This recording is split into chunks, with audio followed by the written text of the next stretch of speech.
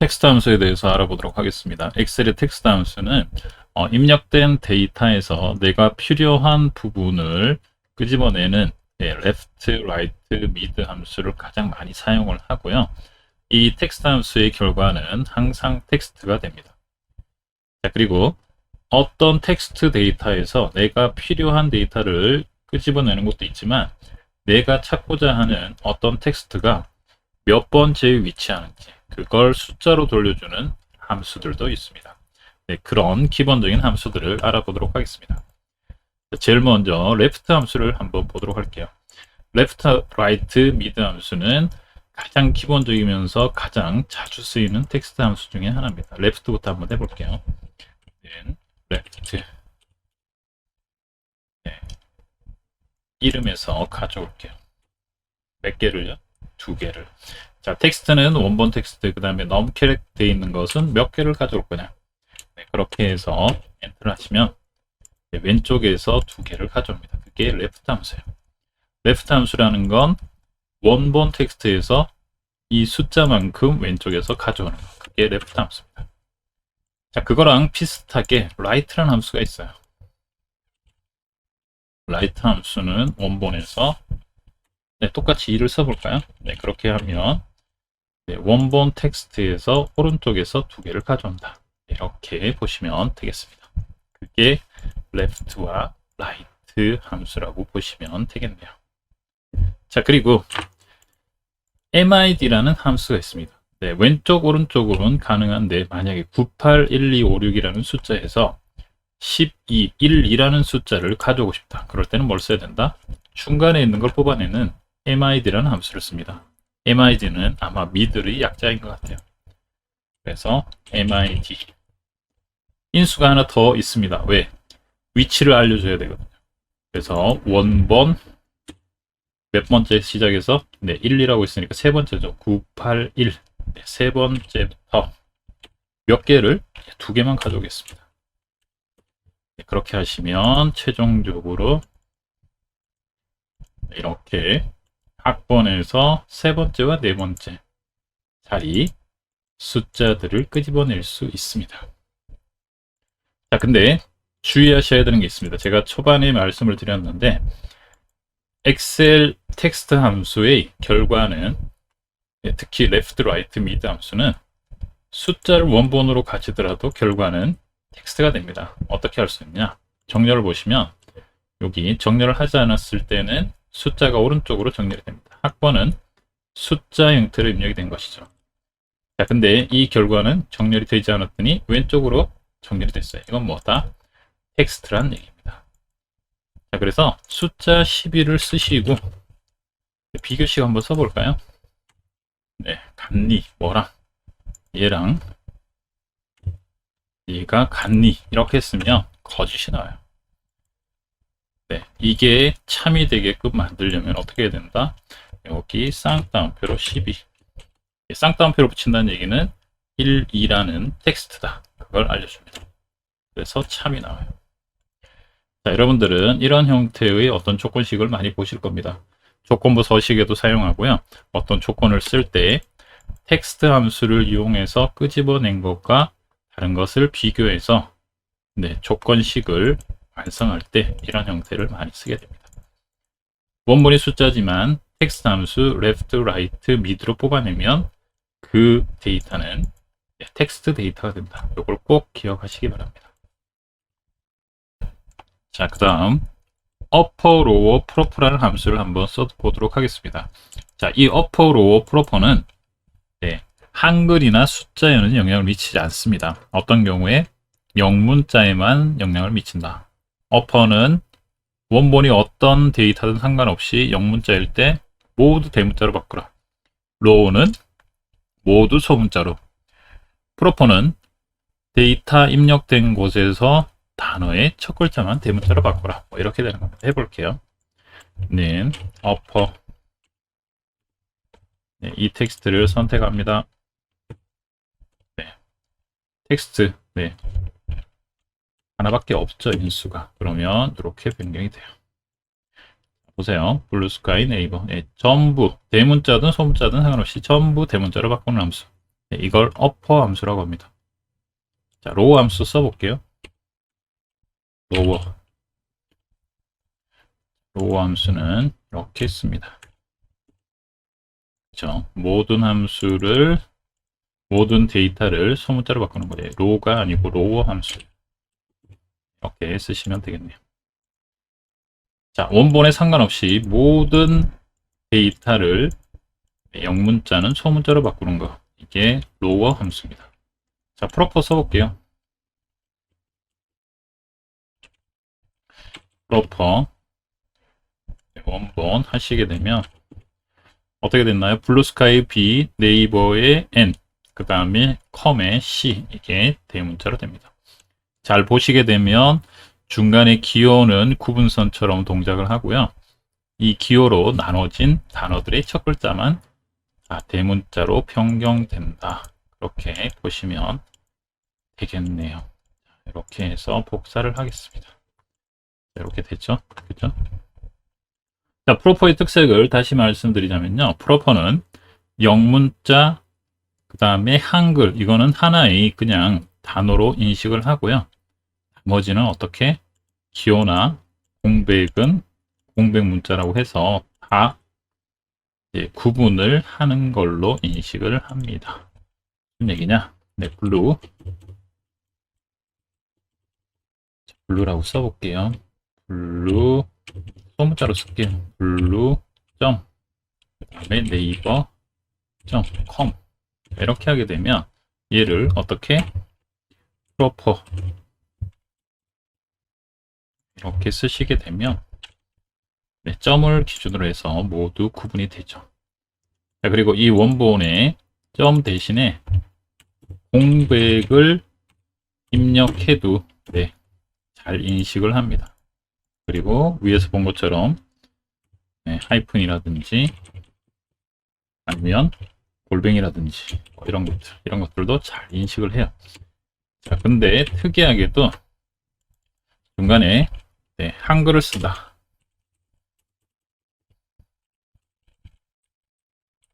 네, 민국. 자, 이렇게 쓰게 되면 네, 뒤에 있는 게 대문자로 바뀌잖아요. 왜? 대안하고 네이버, 민국, 컴은 다 연결된 하나의 단어라고 인식을 합니다. 그래서 제일 앞에 있는 블루에 있는 B만 네, 대문자로 표시가 돼요. 자, 이게 프로퍼 함수의 특색입니다. 자, 트림 함수는요, 필요 없는 네, 공백을 없애주는 함수다. 그렇게 보시면 되겠습니다. 그럼 이 트림이라는 함수가 왜 필요하냐? 처음부터 엑셀에 데이터를 입력하게 되면 엑셀에서 원하는 정확한 데이터를 입력할 수 있습니다. 근데 다른 쪽에서 데이터를 복사하거나 가져올 때 눈에 보이지 않는 공백이 있을 수 있어요. 이 공백이 왜 중요하냐? 엑셀에서는 공백도 하나의 문자로 인식을 하고요. 공백이 있을 때와 없을 때는 완전히 다르게 인식을 합니다. 그래서 이 필요 없는 공백을 정리하고 내가 원하는 데이터로 변경하는 거, 그걸 트림 함수라고 보시면 되겠습니다. 여기 한번 해볼게요. 트림.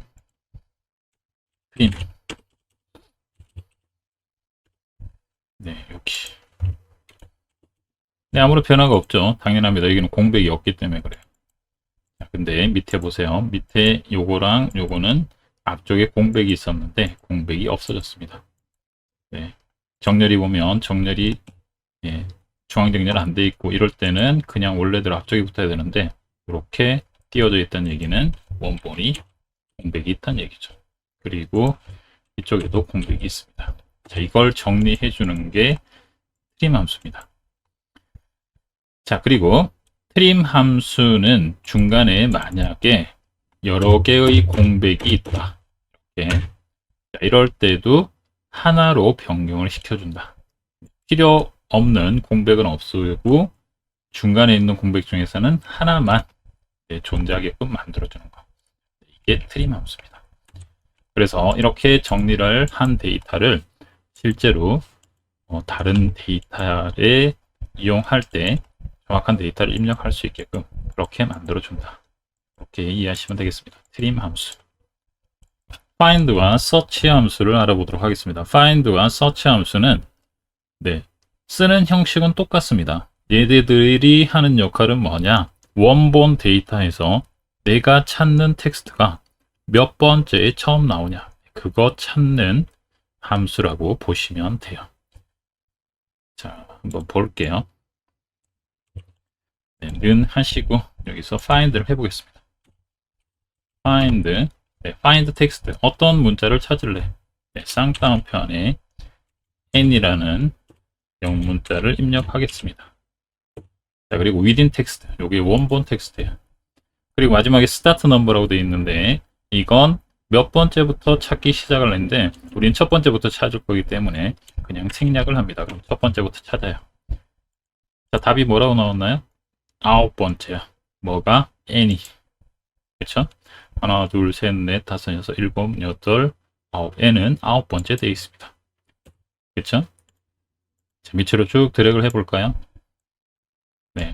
밸류가 없다고 나오네. 네, 밑에는 보니까 대문자 n이 없어요. 그래서 오류가 난 겁니다. 자, 그리고 find라는 함수는 대문자 n을 찾을 때 소문자를 쓰게 되면 어떻게 된다? 네, 에러가 납니다. 못 찾아요. 자, 밑으로 쭉 드래그 해볼까요? 네, n이 다 있네요. 그쵸? 그래서 밑에는 아까 오류가 났었는데 아까는 대문자로 찾을 때는 없었고 소문자로 찾을 때는 이렇게 나타나게 됩니다. 그쵸? 여기 bn, 그다음 여기 net, 그리고 네이버 n 다 있습니다. find라는 함수는 어떤 텍스트를 찾는데 정확하게 대소문자를 구분해서 찾는구나. 그렇게 이해를 하시면 되겠습니다. 자, 그럼 서치는 뭐냐? 서치 한번 해볼게요.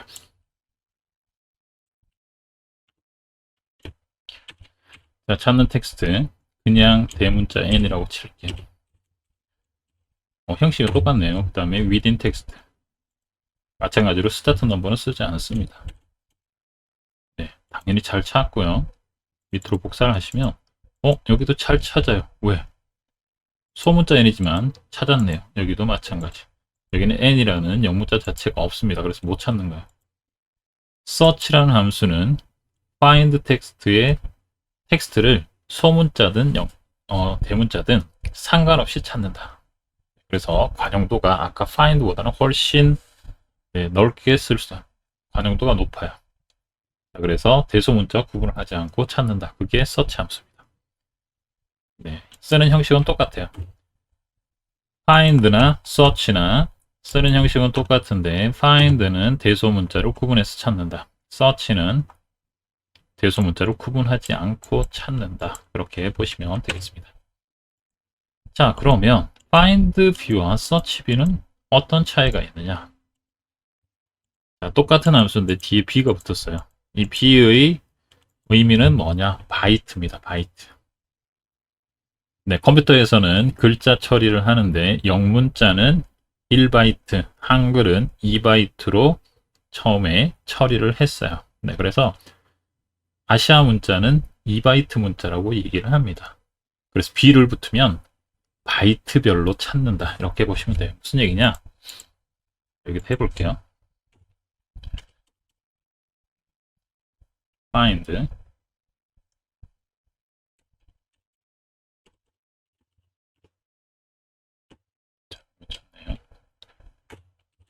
find 아까랑 똑같이 하지 말고 여기서 할게요. 공짜를 찾아볼게요. 자, find 텍스트에서 쌍따옴표로 공 다음에 원문을 선택을 합니다. 자, 이렇게 하면 어떻게 되나요? 네, 3이 나오죠. 당연합니다. 공짜는 전자공 세 번째니까 네, 3이 나와요. 자, 그런데 find b를 하시면 5가 나옵니다. 왜? b를 넣게 되면 바이트 단위로 해서 영문자일 때는 한자로, 한글일 때는 두자로 카운팅을 합니다. 그래서 전 2개, 자 2개, 그 다음에 공은 5번째. 그렇게 해서 이렇게 표시가 되죠. 네, 서치비도 마찬가지입니다. 단지 차이는 뭐다? 아까 find와 search의 차이처럼 대소문자로 구분한다. 그렇게 보시면 되겠네요. 자, len 함수에 대해서 알아보도록 하겠습니다. len 함수는 length의 약자고요. 네, 선택된 텍스트의 문자 길이를 숫자로 돌려주는 함수입니다. 해볼게요. 는 len. 그리고 앞에 있는 전자공학 선택해볼게요. 해보시면 4가 나옵니다. 그렇죠? 자, 한글일 때 각각 하나씩 해서 4가 나오고요. 다른 거 선택해 볼까요? 여기도 선택하시면 개수가 나옵니다. 네, 영문자든 한글이든 상관없이, 또는 기호들도 하나로, 공백 문자도 하나로, 네, 그렇게 쓰는 게 len 함수입니다. len 함수는 입력된 데이터의 개수를, 네, 텍스트의 개수를 세는 게 len 함수다. 자, lenb. 네, 아까도 보셨겠지만 lenb를 쓰시게 되면 바이트 단위로 쓰고요. 네, 그냥 이메일, 영문자가 입력된 곳은 하시게 되면 똑같이 나오는데, 이게 뭐 앞에 있는 한글을 선택하시게 되면 2배의 길이가 나옵니다. 왜? 한글은 한 글자를 2개로 세거든요. 그래서 lenb는 바이트 단위로 세는 것이다. 그렇게 해보시면 되겠습니다. 자, 기본적인 함수는 다 했고요. 이 함수들을 이용해서 응용하는 것을 잠깐 해보도록 할게요. 내가 원하는 건 뭐냐? 이메일 주소에서 이 골뱅이 앞에 있는 것을 아이디로 쓰고 싶어요. 그래서 첫 번째 있는 것은 블루스카이, 두 번째 있는 것은 hidden pn, 뭐 이렇게 해서 골뱅이 앞에 있는 것만 가져오려고 합니다. 텍스트 함수를 이용하면 쓸 수 있고요. 잘 보시면 왼쪽에서 몇 개를 가져오면 되겠구나. left 함수를 쓰면 되겠네. 그렇게 해서 첫 번째 행에 있는 걸 한번 써봅니다. left, 이거 선택하고 블루스카이가 7이니까 7, 7개. 네, 잘 나오죠. 자, 근데 문제는 밑으로 복사하게 되면 앞에 있는 문자의 개수가 다르기 때문에 잘못된 결과가 나옵니다. 그래서 우리는 left 함수에 쓸 7, 이 숫자를 그냥 쓰는 것이 아니고 입력된 데이터에 맞게끔 골뱅이 앞에 있는 텍스트의 개수를 가져와야 된다. 그게 문제예요. 그래서 그 숫자부터 먼저 포함합니다.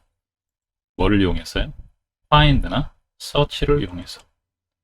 find나 search를 이용하면 어떻게? 이 골뱅이라는 게 몇 번째 있는지를 알게 되고요.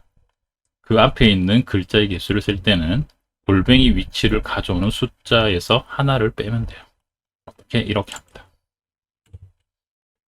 find 쌍따옴표로 골뱅이를 가져올 거예요.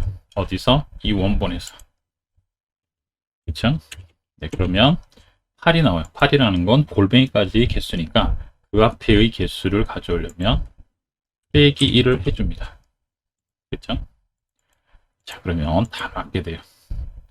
공백까지 포함해서 골뱅이 앞에의 개수를 가져왔고요.